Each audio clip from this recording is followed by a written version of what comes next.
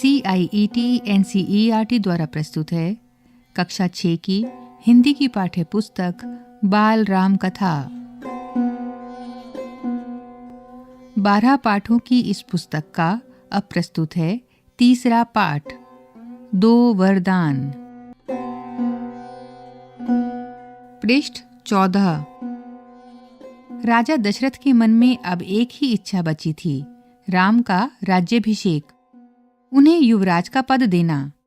अयोध्या लौटने के बाद से ही उन्होंने राम को राजकाज में शामिल करना शुरू कर दिया था। राम यह जिम्मेदारी अच्छी तरह निभा रहे थे। उनकी विनम्रता, विद्वता और पराक्रम का लोहा सभी मानते थे। प्रजा उनको चाहती थी। दशरथ के लिए तो वह प्राणों से प्यारे थे ही। दरबार में राम का सम्मान निरंतर बढ़ रहा था। राजा दशरथ वृद्ध हो चले थे। मुनि वशिष्ठ से विचार विमर्श के बाद एक दिन उन्होंने दरबार में कहा, मैंने लंबे समय तक राजकाज चलाया, जैसे बन पड़ा। अब मेरे अंग शिथिल हो गए हैं। मैं वृद्ध हो चला हूँ। मैं चाहता हूँ कि यह कार्यभार राम को सौंप दूं। अगर आप सहमत हों तो राम को युवराज का पद दे दिया जाए। अगर आपकी राय इससे भिन्न है तो मैं उस पर भी विचार करने को तैयार हूं। सभा ने तुमुल ध्वनि से राजा दशरथ के प्रस्ताव का स्वागत किया। राम की जय जयकार होने लगी। दशरथ थोड़ी देर तक सुनते रहे, संतोष के साथ। उन्होंने कहा, शुभ काम में देरी नहीं होनी चाहिए। मेरी इच्छा है कि राम का राज्याभिषेक कल सुबह कर दिया जाए।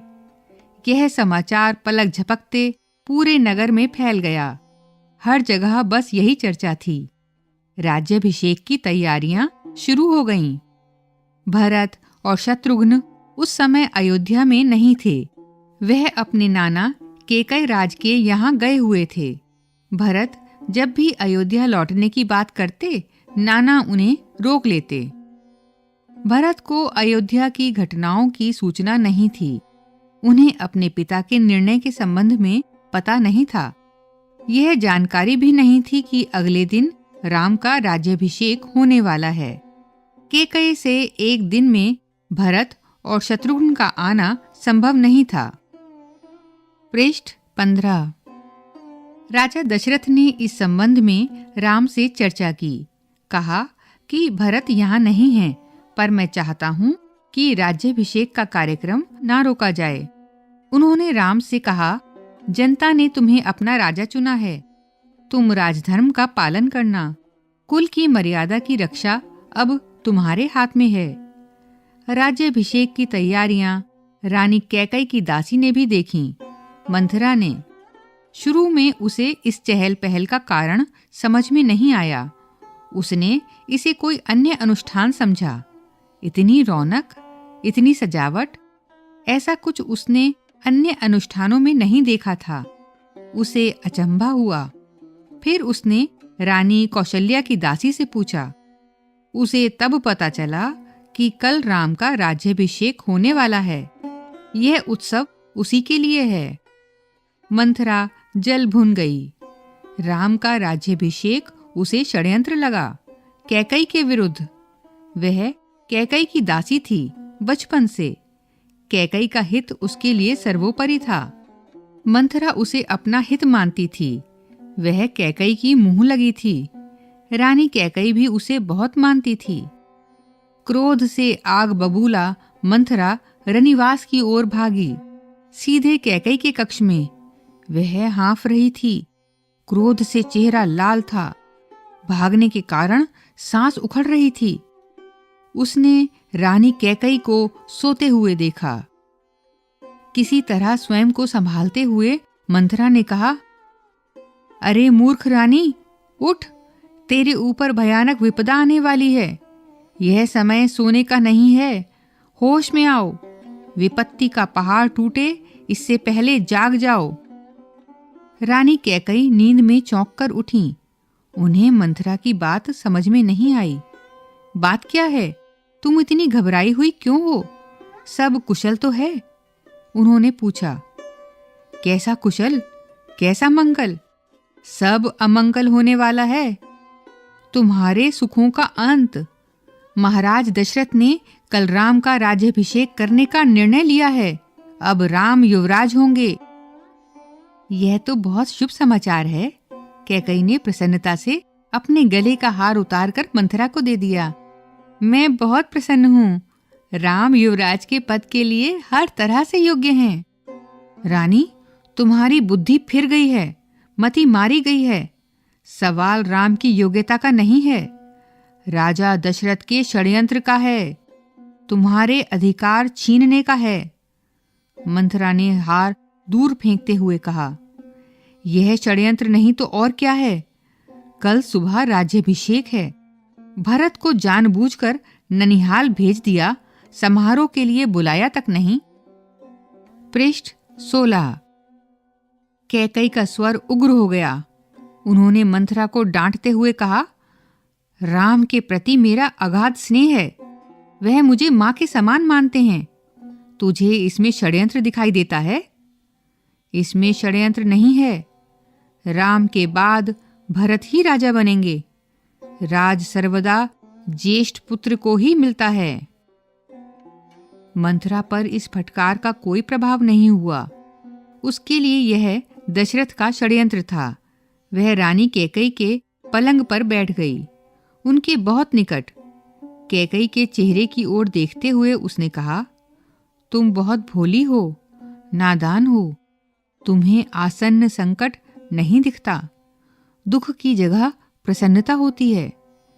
इस बुद्धि पर किसी को भी तरस आएगा। समझो रानी, राम राजा बने तो तुम कौशल्या की दासी बन जाओगी। भरत राम के दास हो जाएंगे। वह राजा नहीं बनेंगे। राम के बाद अगला राजा राम का पुत्र होगा। अनर्थ को अर्थ समझने की मूर्खता मत करो रानी। राम को राज मिला तो वे भरत को देश निकाला दे देंगे। वे भरत को दंड देंगे। इस तिरस्कार से भरत की रक्षा करो रानी। कोई ऐसा उपाय करो कि राजगद्दी भरत को मिले और राम को जंगल भेज दिया जाए। कैकई पर मंथरा की बातों का असर होने लगा। उसका सिर चकरा गया। वह पलंग से उठी तो पांव सीधे नहीं पड़े। आंखों में आंसू थे। मन भारी हो गया। प्रसन्नता की जगह अव्यक्त क्रोध ने ले ली। मंथरा के तर्कों में उन्हें सच्चाई दिखने लगी। तुम ही बताओ, मैं क्या करूं? कैकई ने आंसू पोंछते हुए मंथरा से कहा। मंथरा पलंग से उठी, कैकई के पास जाकर खड़ी हो गई। उसने कहा, याद करो रानी, महाराज दशरथ ने तुम्हें 2 वरदान दिए थे। दशरथ से अपना वचन पूरा करने को कहो। एक से भरत के लिए राजगद्दी मांग लो, दूसरे से राम को 14 वर्ष का वनवास। कैकई का चेहरा तमतमाया हुआ था। उन्हें मंथरा की बात ठीक लगी। उनके मन में एक प्रश्न अब भी था, यह बात दशरथ से कैसे कहें? उन्हें रनिवास बुलवाएं या प्रतीक्षा करें? मंथरा ने कैकई के मन की बात भांप ली। उसने कहा, तुम मैले कपड़े पहनकर कोप भवन चली जाओ।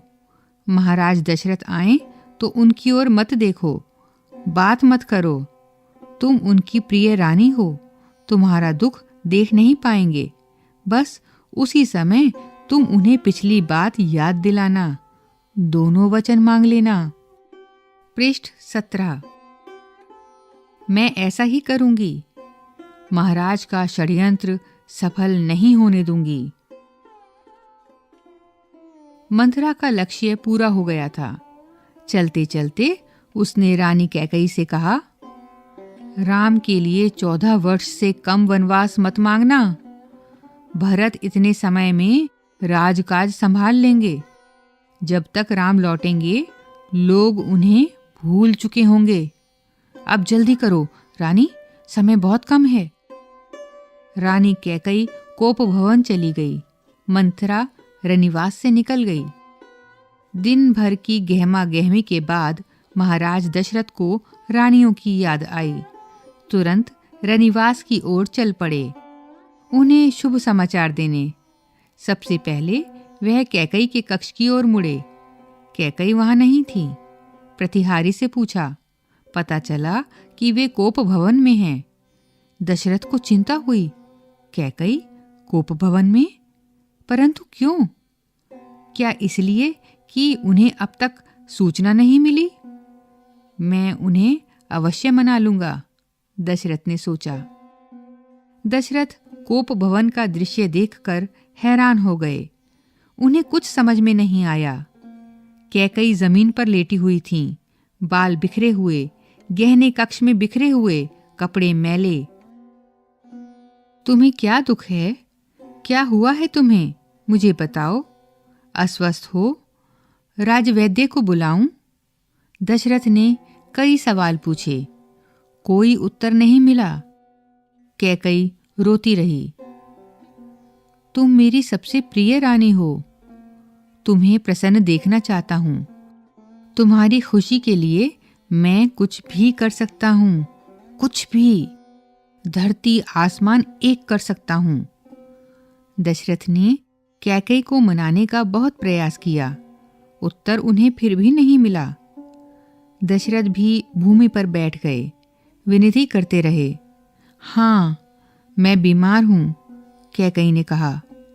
मैं अपनी बीमारी के संबंध में आपको बताऊंगी, लेकिन पहले आप एक वचन दें, मैं जो मांगूं उसे पूरा करेंगे। राजा ने तत्काल हामी भर दी। कहा, मैं राम की सौगंध खाकर कहता हूं, तुम्हारी हर इच्छा पूरी करूंगा। महाराज दशरथ ने राम की सौगंध खा ली तो कैकई उठकर बैठ गई। आप मुझे वे दोनों वरदान दीजिए जिसका संकल्प आपने वर्षों पहले रणभूमि में लिया था। महाराज दशरथ ने हामी भरी। कल सुबह राज्याभिषेक भरत का हो, राम का नहीं, कैकई ने कहा। दशरथ भौचक रह गए। उन पर वज्रपात सा हुआ। थोड़ी देर रुककर कैकई बोली, राम को 14 वर्ष का वनवास हो।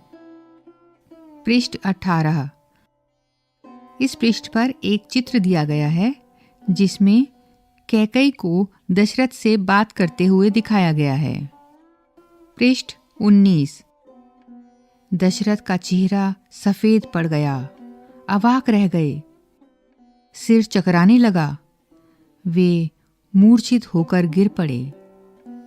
कुछ देर में राजा को होश आया। कैकई की ओर देखा, बड़े कातर भाव से बोले, यह तुम क्या कह रही हो?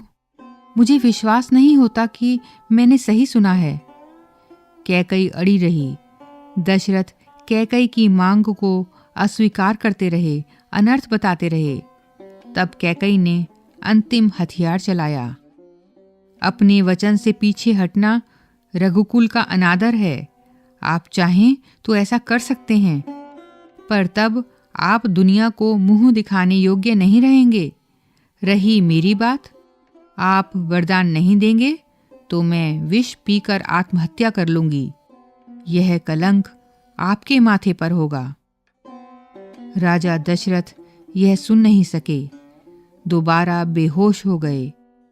रात भर बेसुध पड़े रहे। बीच बीच में होश आता।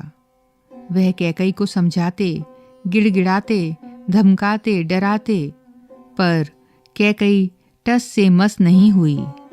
सारी रात इसी तरह बीत गई। इसी के साथ कक्षा 6 की हिंदी की पाठ्यपुस्तक बाल राम कथा का तीसरा पाठ 2 वरदान यहीं समाप्त हुआ।